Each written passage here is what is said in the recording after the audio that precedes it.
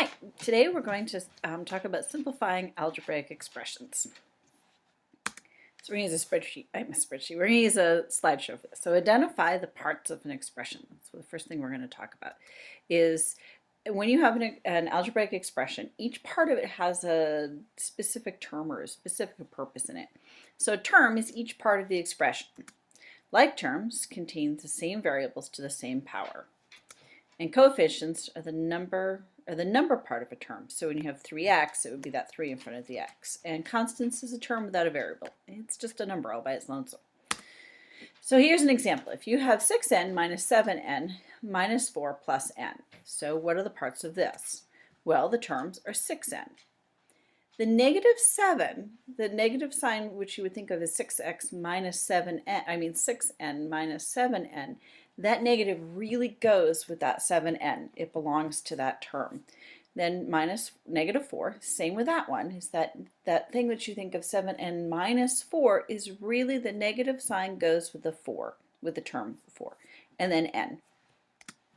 Like terms, so those are the terms that have the same variables, 6n minus 7n and n. And remember, we're keeping that negative sign. It goes with the term to its right.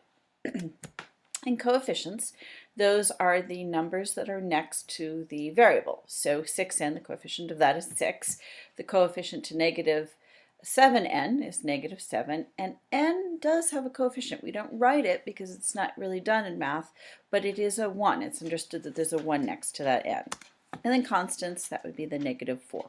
Again, that negative or minus sign goes with the term to its right.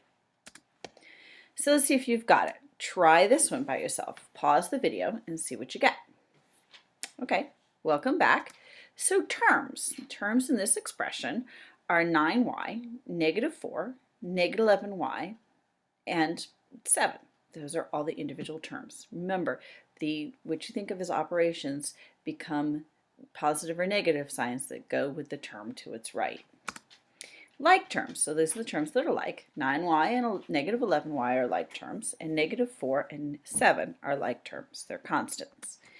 What are the coefficients? Well, those are the numbers that are next to the variables, and they would be 9 and negative 11.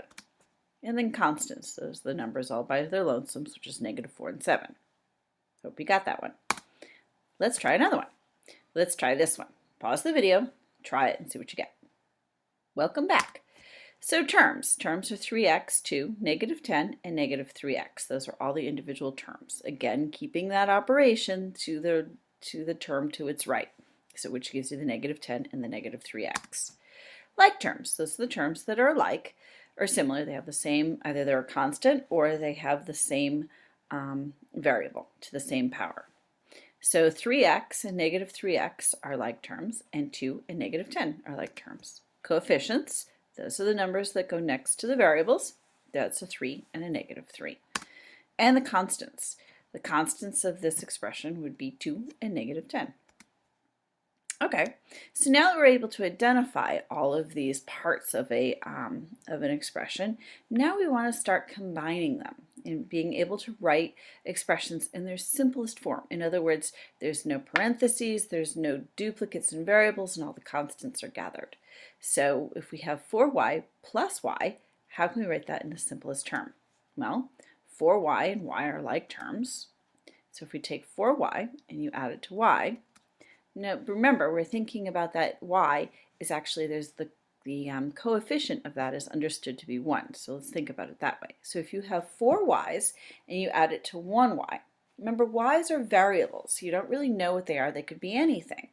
So you're going to combine those two terms together. So you have 4 y's and another y would give you 5 y's.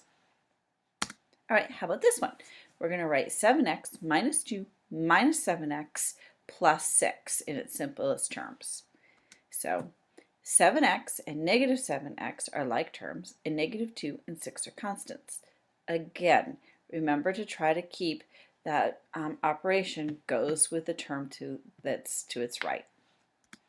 So we have our expression, which is 7x minus 2 minus 7x plus 6.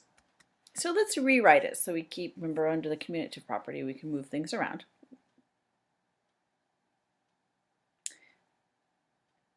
So as long as we keep the operation with it.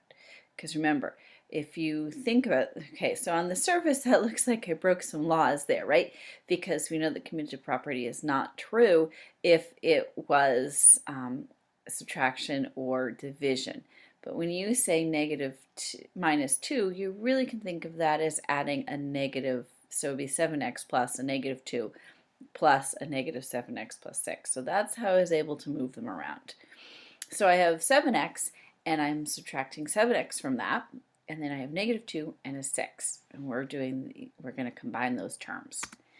So we end up with 7x, and if we take away 7x, we have 7x's, and we take away 7 of them, we end up with no x's plus 4, because if you take negative 2 and you add it to 6, you end up with 4.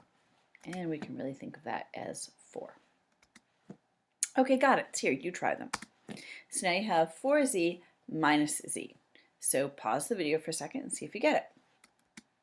Well, your like terms. This is actually a kind of easy one because everything in this expression are like terms. So you have 4z and negative z. And you can think of that negative z as negative 1z. So 4z minus 1z is 3z. Okay, let's try this one. 6 minus 3n plus 3n. So pause the video and see what you get. Welcome back. So your like terms in this are negative 3n and 3n, and your constants is 6. So we have 6 minus 3n plus 3n. So 6, there's no other, 6 is a constant, and there's no other constants in the expression, so that stays there. Then your like terms for your variables are negative 3n plus a 3n. Well, if you have 3 n's and you take away 3 n's, you end up with no n's. So that's how I get 6 minus 0n, or 6. One more for you. If we have 2g minus 3 plus 11 minus 8g. So your like terms, oops, sorry, pause the video.